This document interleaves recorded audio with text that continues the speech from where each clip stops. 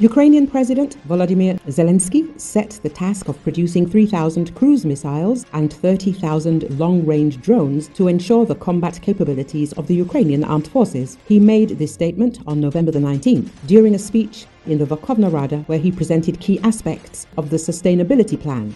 The full version of this document will be presented in December. The president confirmed that Ukraine has developed an improved long-range version of the Neptune missile designed to hit ground targets. Zelensky noted that the first successful strikes on enemy targets using these missiles have already taken place. The Ukrainian defense industry continues to scale up missile production. Defense Minister Rustem Umerov reported that in 2024, it was possible to successfully establish serial production of R-360 Neptune cruise missiles modernized for long-range destruction. According to Zelensky, more than 2.5 million shells have been produced in Ukraine this year. The military sector has also achieved impressive results, creating more than 100 units of missile weapons and starting mass production of long-range drones. The goal for 2024 is to produce at least 30,000 of these drones, which will significantly enhance Ukraine's firepower. The president emphasized the importance of a strategic approach to the defense industry and weapons modernization. The sustainability plan, which will be presented in December, will be the basis for further strengthening the country's defense capabilities and increasing the production of high-precision weapons. These initiatives confirm Ukraine's desire not only to counter current aggression, but also to become a leader in the development of modern weapons capable of effectively defending the country and deterring threats. The president also announced the creation of a so-called technology stake, which will gather the best specialists and most useful technological ideas. The first meeting will take place in early December. Recall Ukraine struck Russian territory using ATACMS missiles targeting a facility in the Bryansk region. Ukrainian sources claimed that the ATACMS strike targeted the arsenal of the main missile and artillery directorate of the Russian Ministry of Defense in the city of Kharkiv, Bryansk Oblast.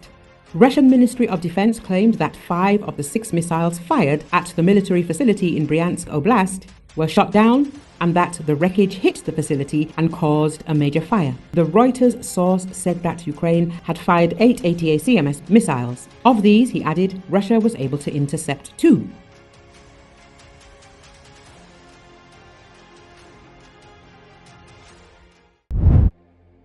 Ukrainian troops have been learning how to disable landmines, munitions and other explosive devices during UK-based training this month, according to NATO officials.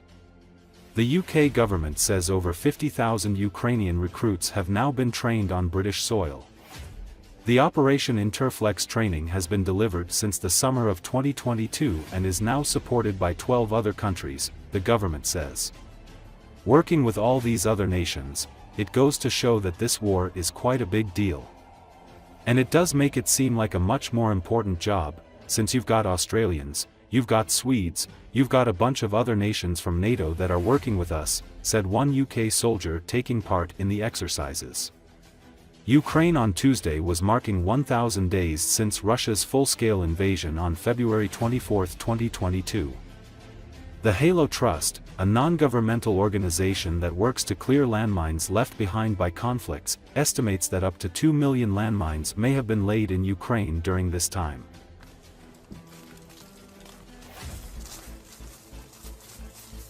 Okay, you're going to keep your legs comfortable, okay, as you may be, but however, ensure you're within the safe lane.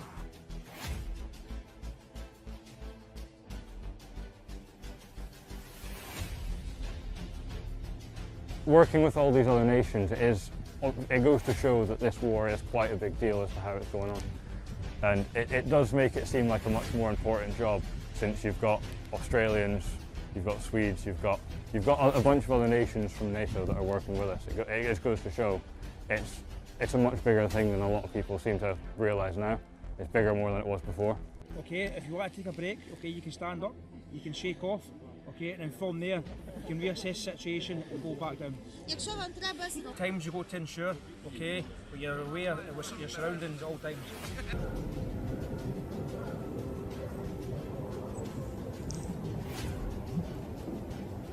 Kind of a walking stick. It looks like a walking stick. I do feel kind of proud as to the fact that we're teaching these Ukrainians the essential skills that they need to win this war, so they can go home and do just that.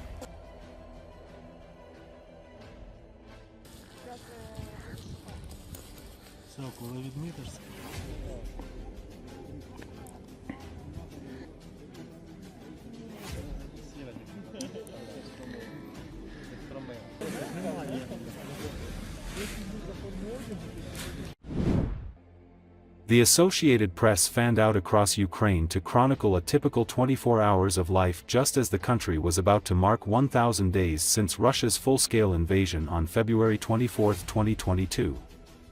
November 11th was a typical day of violence and resilience in Ukraine. It opened as many days do, with pre-dawn Russian bombings on homes upending lives in various cities across the country.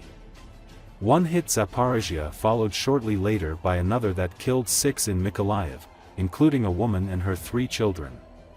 Before the day was even halfway done, a Russian ballistic missile shattered yet another apartment building, this time in the city of Kryvyi Rih.